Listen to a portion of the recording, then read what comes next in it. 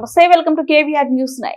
పల్నాడు జిల్లా Vinukonda municipal commissioner Subhash Chandrabose ఆదేశాల మేరకు శానిటరీ ఇన్స్పెక్టర్ ఇస్మాయిల్ ఆధ్వర్యంలో క్రిస్మస్ పండుగను పురస్కరించుకుని మహిళా పారిశుద్ధ్య కార్మికులకు మున్సిపల్ కార్యాలయం నందు మ్యూజికల్ చైర్స్, లెమన్ మరియు స్పూన్ ఆటల పోటీలు నిర్వహించారు.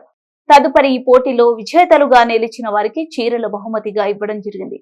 ఈ కార్యక్రమంలో శానిటరీ సెక్రటరీలు, మేస్త్రీలు, పారిశుద్ధ్య కార్మికులు తదితరులు పాల్గొన్నారు.